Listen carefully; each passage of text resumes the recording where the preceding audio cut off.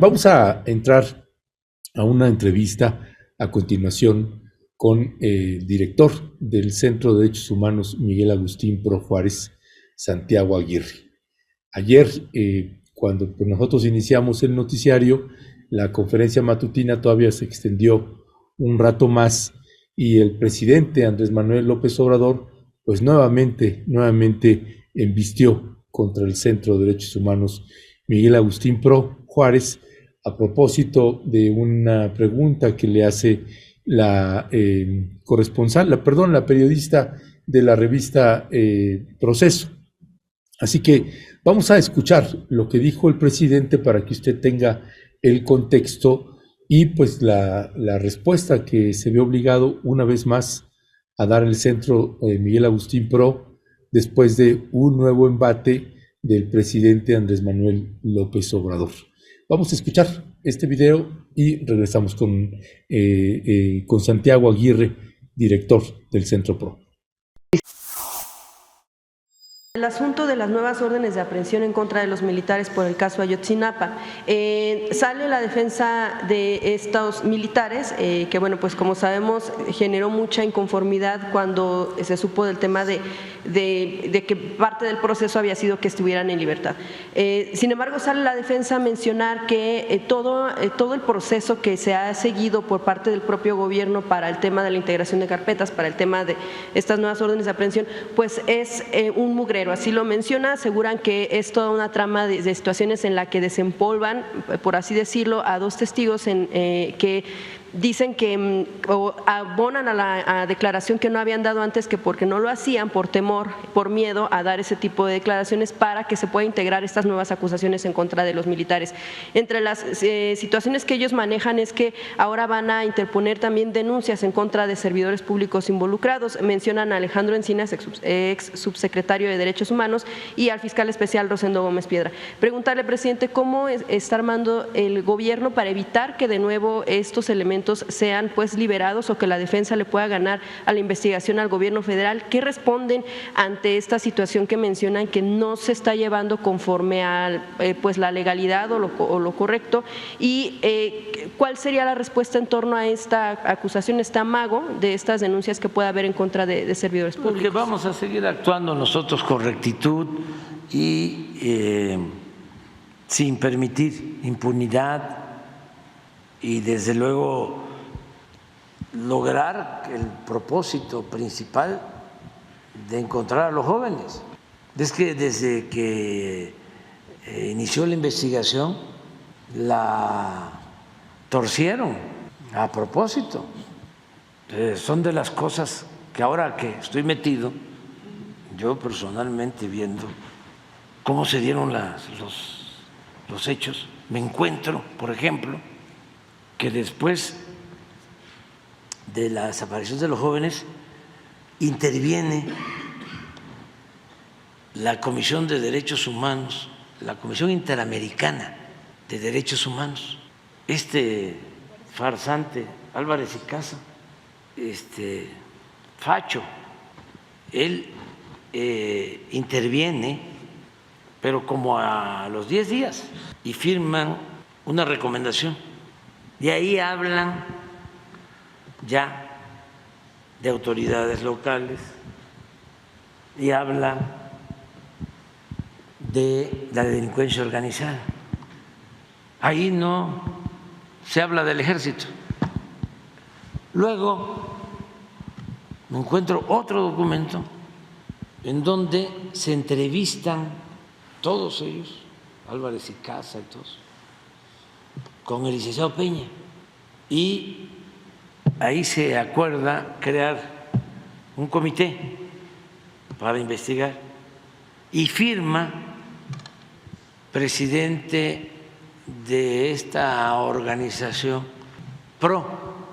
Centro Pro, firma ahí, pero me llama la atención que se hace en Gobernación y la subsecretaria de Gobernación es la señora Lía Limón. En toda esta mezcolanza, ¿no?, toda esta promiscuidad política, o sea, ¿cómo Chong era secretario de Gobernación. Y Lía Limón, del PAN, ya estaba, era subsecretaria de Derechos Humanos. Y ahí está también Álvarez y Casa. Y está firmando también el señor, creo que Patrón se apellida, del PRO, Mario Patrón. Ahí está. Y ahora es el director de la Ibero de Puebla. Ah, ¿tú lo tenías? Sí, aquí está, miren esto. Esta comisión es de la OEA. ¿Cómo no me voy a reír de la OEA? Que es una cosa tan fea que causa risa. Pero no causa risa. Se meten en cuestiones políticas. Pero esto es. Y este señor, y esta reunión se da unos días antes, yo creo que hacen referencia, a ver, ¿no tienes la primera página? Firma. ¿Y cuándo se reunieron con el Liceo Peña? Pues ahí dice que el 29 de octubre de 2014. Santiago Aguirre, director del Centro de Derechos Humanos Miguel Agustín Pro Juárez, bienvenido. Saludos, estimado Ernesto, muy buen día también a todo el público de Rompeviento, un gusto como siempre estar con ustedes. Gracias Santiago, pues leímos ahí que estaremos colocando el hilo que publicaron ustedes desde el Centro Pro para dar respuesta nuevamente pues a esta embestida que desde mi punto de vista sigue siendo pues apenas creíble o inexplicable. Puedo entender que a veces pues el presidente ignore casos o denuncias que a veces hacen centros de derechos humanos como ustedes o periodistas, pero una cosa es ignorar y otra cosa es atacar o tratar de pues desprestigiar el trabajo que se viene haciendo desde hace muchos años. ¿Qué decir al respecto de las declaraciones del presidente López Obrador? Sí, muchas gracias por tu encuadre generoso, Ernesto, porque resume muy bien lo que está pasando. Lo que ocurrió el día de ayer es que cuando la periodista de la revista Proceso, Dalila Escobar, hace una pregunta muy puntual sobre cómo iba el proceso en contra de los militares acusados de delincuencia organizada, dado que sí han pasado cosas irregulares ahí, porque sigue figurando en la defensa de ellos los abogados de la Sedena, porque se acudió de forma precipitada a unos testigos protegidos para volverlos a procesar. Tú sabes que nosotros tenemos claro que en el caso Ayotzinapa, sin duda hay evidencia de la colusión de elementos del 27 Batallón de Infantería con Guerreros Unidos, pero lo que nos interesa es que eso se esclarezca, no que como un fin en sí mismo haya militares en la cárcel y se recurra a este tipo de prácticas que siempre han sido muy dudosas por parte de las fiscalías, esto de acudir a testigos protegidos de forma precipitada. Pero en vez de contestar sobre eso, en vez de explicarle al pueblo de México por qué la Sedena sigue defendiendo a los acusados del caso Ayotzinapa, la respuesta es un ataque en contra del Centro Pro, muy personalizado en la figura de Mario Patrón, que fuera director de este centro hasta 2019 y un muy reconocido defensor de derechos humanos y hoy académico como rector de la Ibero Puebla, bajo la premisa de que al firmar el acuerdo con el gobierno de Peña Nieto que permitió la llegada del GIEI, de alguna manera habríamos entrado en una componenda o abierto la puerta para una intervención ilegítima de la OEA por medio de la CID y por medio de los expertos internacionales. A nosotros eso nos parece una distorsión de la realidad muy preocupante, Ernesto, porque esos documentos, además de que son públicos, se suscribieron gracias a que el pueblo de México se movilizó en solidaridad con las familias de Ayotzinapa. Fue la presión de la gente, la dignidad de las familias, la que orilló al gobierno de Peña Nieto a aceptar la asistencia técnica internacional que se materializó en el GIEI y que gracias a ese aporte, gracias al trabajo intachable que hicieron por muchos años Francisco Cox, Claudia Paz y Paz, Ángela Buitrago, Alejandra Valencia Villa y Carlos Beristain, se logró desmontar la verdad histórica, mostrar que se había construido un relato sin evidencia científica suficiente y abrir el camino para la nueva investigación. No fue ninguna componenda, no fue una negociación sencilla, fue gracias a que los padres tenían el respaldo de la gente y de muchas personas en México que se orilló al gobierno a abrirse a esa asistencia técnica internacional, que fue fundamental para el caso Ayotzinapa, pero que también nos mostró un camino que puede ser relevante para México hacia adelante, que es el de la asistencia técnica internacional en materia de derechos humanos. Tan fue legítimo y tan fue importante para el caso, Ernesto, que en 2020 firmamos un acuerdo similar con el gobierno del presidente López Obrador. Ese documento también es público, ayer lo movimos en el hilo de Twitter, están las rúbricas de la subsecretaria de Asuntos Multilaterales de la Cancillería de este gobierno, del subsecretario de Derechos Humanos de la Secretaría de Gobernación de este gobierno y del secretario ejecutivo de la Comisión Interamericana, junto con mi rúbrica como representante de los padres y de las madres, siendo el PRO, junto con Tlachinolan, Serapaz y Fundar, una de las organizaciones que les acompañan. No hay en ello nada ilegítimo, es un procedimiento normal de asistencia técnica internacional y sí es muy penoso que a pregunta expresa sobre cómo van los procesos penales, pues la respuesta sea esta, que busca denostar a una de las organizaciones que ha acompañado a las familias, generar confusión. Y bueno, hemos venido experimentando desde diciembre una agudización de esta retórica y comprobando cómo pues sí genera daño, sí causa afectación reputacional, mucha gente que se nos acerca se siente confundida por escuchar estas aseveraciones y pues es lamentable que hoy estemos enfrentando eso en vez de estar hablando de lo sustantivo que es los pendientes que todavía tiene el caso, Ernesto. Gracias Santiago Aguirre, director del Centro de Derechos Humanos Miguel Agustín Pro Juárez. Vamos a pasar un video porque en esta intervención que tiene el presidente López Obrador interviene también Jesús Ramírez y Jesús Ramírez dice, cuando el presidente le pregunta cuándo se dio este acuerdo y Jesús Ramírez dice 29 de octubre del año 2014. Bueno, le vamos a pasar un video de una cobertura que hicimos, desde mi punto de vista, muy posiblemente la marcha civil más grande que hemos tenido en el país. Se dio aquí en la Ciudad de México 5 días antes de esta firma, de este acuerdo que se hizo. Vamos a ver un recuento breve en un video del 1 al 43, mi querido el promo del 1 al 43, Leonardo, y regresamos ahorita con Santiago Aguirre.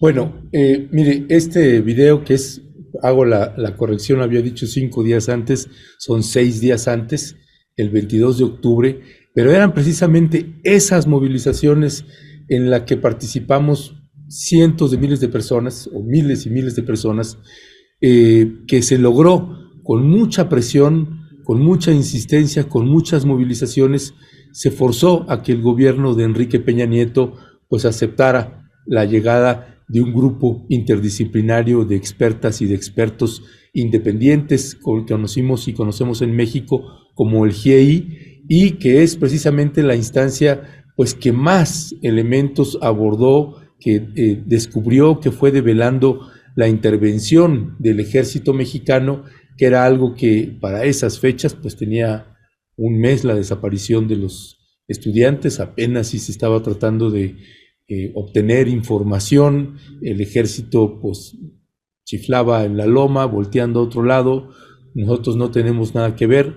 Finalmente el GIEI fue aportando todos los elementos y la propia Secretaría de la Defensa Nacional, año con año, durante esta administración del presidente López Obrador, pues en un año terminaba aportando información que no había querido soltar antes, y al siguiente 2020 igual, y 2021 y 2022, es decir, la Sedena y la Marina fueron soltando poco a poco información que en un principio habían dicho que no tenían.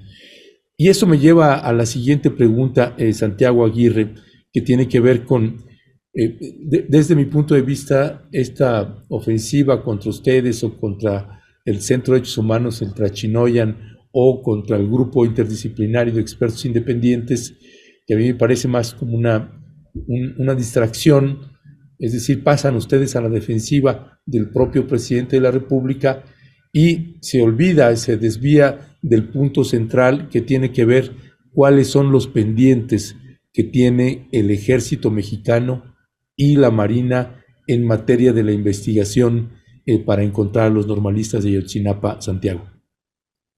Sí, Ernesto, esto que dices es lo fundamental.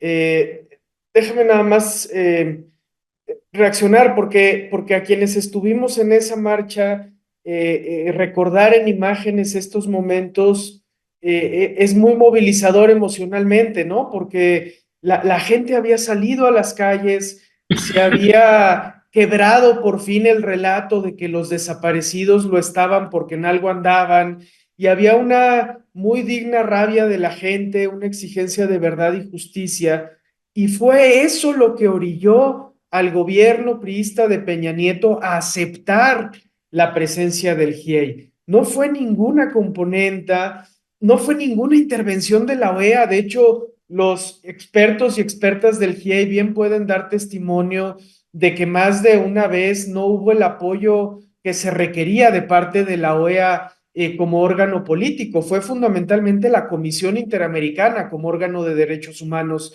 el que apoyó su trabajo, fundamentalmente por medio de los comisionados, del comisionado Cavallaro, que tuvo una presencia relevante.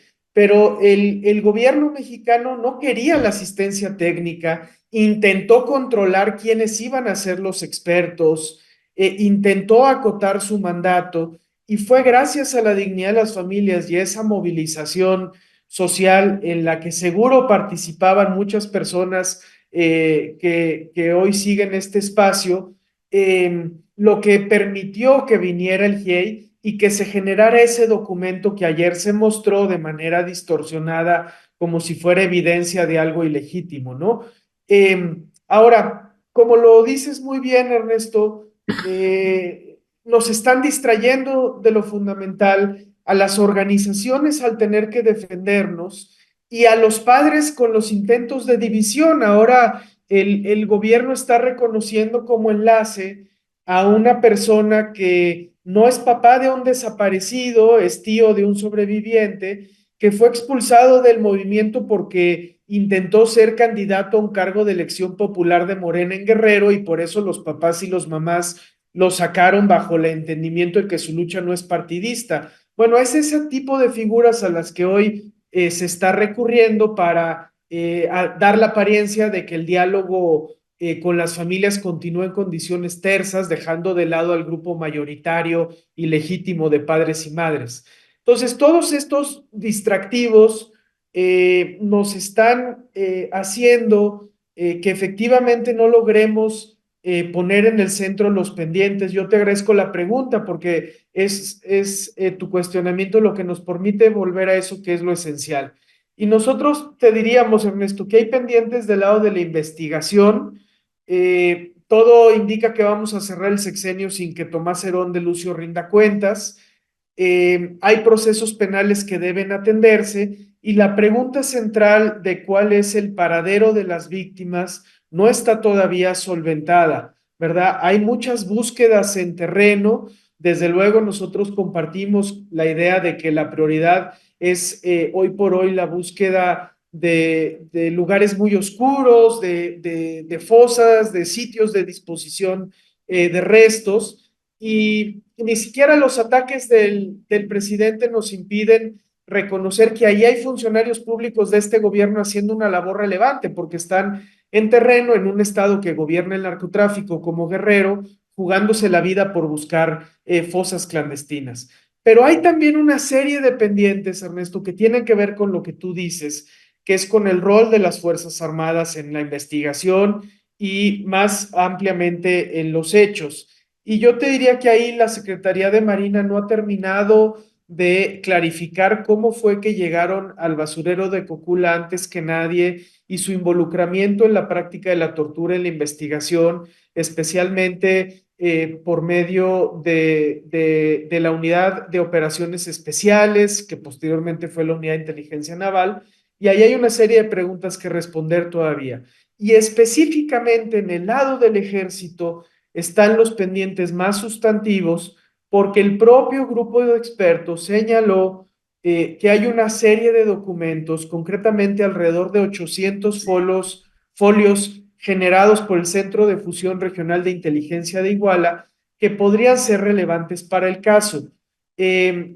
Nosotros no sabemos qué hay ahí y es irresponsable especular y decir ahí está el paradero o eso son la solución mágica del caso. No, no sería responsable hacerlo, pero sí parece por los precedentes que ahí puede haber información relevante.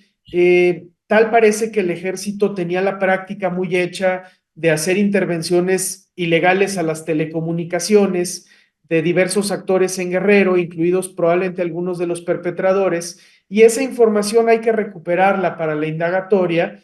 Penosamente el ejército ha ocultado esta información, se niega a hacerlo.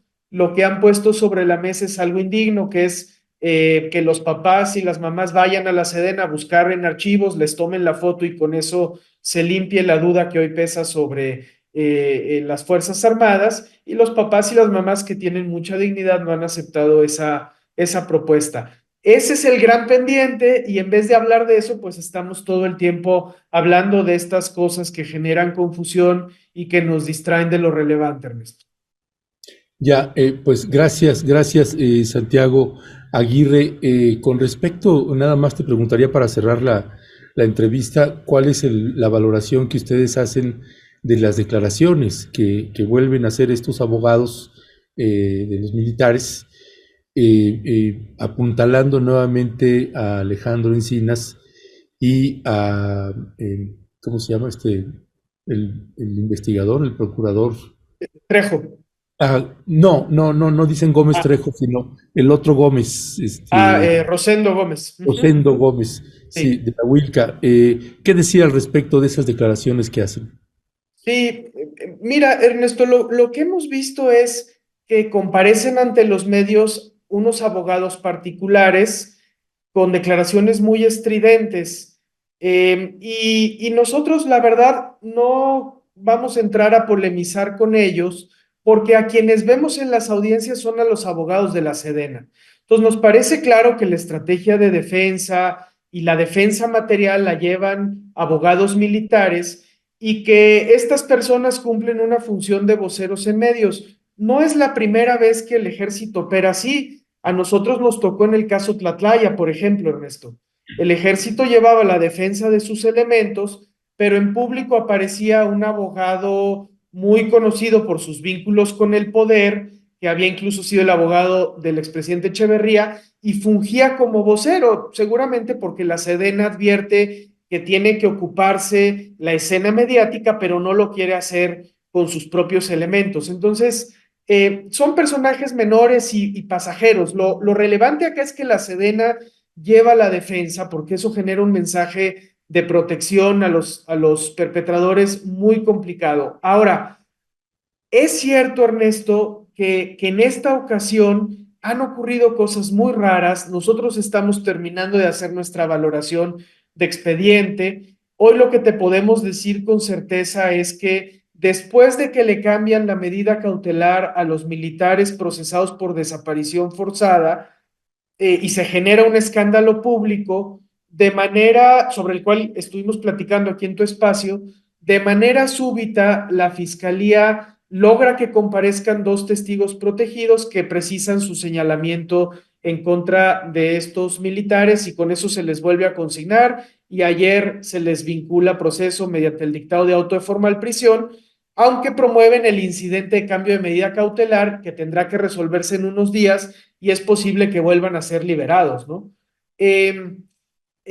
A ver, tenemos que acabar de revisar, Ernesto, pero la práctica, esto de un día para el otro traer testigos protegidos que recuerdan cosas que antes no habían recordado, huele muy mal. Y es una práctica que conocemos que es muy desasiada de las fiscalías. Entonces, queremos acabar de hacer la valoración, platicar con las familias. Es claro que la sensibilidad de ellos y ellas como víctimas puede ser distinta a la nuestra como defensores de derechos humanos, pero creemos que están muy claros de que su lucha hoy por hoy no es tanto que haya acusados en la cárcel como un fin en sí mismo, sino que tiene que avanzarse en el esclarecimiento de la verdad, sobre todo, Ernesto. Entonces, vamos a esperar a ver qué pasa en los siguientes días con el caso. Es un hecho que le sigue defendiendo la Secretaría de la Defensa Nacional. Y por último, como tú dices, Ernesto, es muy llamativo que estos personas que dan sus conferencias de prensa insisten mucho en el tema del subsecretario Encinas, cuando uno diría, pues esto último ya ni siquiera le tocó al subsecretario Encinas. Nosotros lo hemos dicho aquí en tu espacio, incluso habiendo tenido discrepancias con algunos extremos de los reportes que en su momento presentó el subsecretario Encinas, pues siempre reconoceremos que se la jugó por el caso, que se confrontó con el poder real que hoy manda en el país, que es el ejército, que fue valiente, y entonces sí nos parece que el hecho de que la defensa la lleve la propia Sedena y este énfasis en atacar el subsecretario Encinas cuando no se menciona al actual fiscal general de la República o a otros funcionarios, pues sí es llamativo y parecería que se trata de una ruptura del orden político dentro del propio gabinete, en medio de la cual está quedando la verdad y los derechos de las familias, y nuestra obligación como defensores de derechos humanos es señalarlo así. Ya, pues Santiago Aguirre, director del Centro de Derechos Humanos Miguel Agustín Pro Juárez, muchísimas gracias por aceptar la entrevista, gracias por estar aquí con nosotras y con nosotros, a ti y a quienes integran el Centro Pro y el Tlachinoyan, padres y madres de familia, al grupo de expertos independientes, les mandamos un fraterno y solidario abrazo. No, al contrario, muchas gracias, Ernesto. Siempre apreciamos estar en Rompeviento, pero en estos momentos nos es especialmente significativo. Muchas gracias. Gracias a ustedes, Santiago. Pues bueno, escuchó usted al director del Centro de Derechos Humanos, Miguel Agustín Pro Juárez, Santiago Aguirre, y esta parte que nos parece también importante, que hace la precisión, que son los abogados de la Sedena quienes están defendiendo a los perpetradores de la desaparición de los normalistas de Ayotzinapa. Son ellos quienes están llevando el caso. Y esta precisión que hace la explicación, una es la conferencia de prensa que se da públicamente, dos abogados privados, pero como dice el PRO, pero quienes nosotros enfrentamos en las audiencias no son esos abogados, son los abogados de la Secretaría de la Defensa Nacional. Pues esa es la cruda realidad. Y luego está el hijo del general Gutiérrez, Rebollo, César Gutiérrez, diciendo no son abogados de la Sedena, son abogados privados y yo he defendido a más de 2,000 militares y no dice qué militares ni qué tipo de crímenes se les ha acusado. Pues es parte de las manipulaciones y la distorsión que hay de la clase política y que nos parece importante y relevante, pues una entrevista con el director del Centro PRO que hace puntualmente pues las precisiones y presentan los documentos que nos parece bastante pertinentes para presentar. Bueno,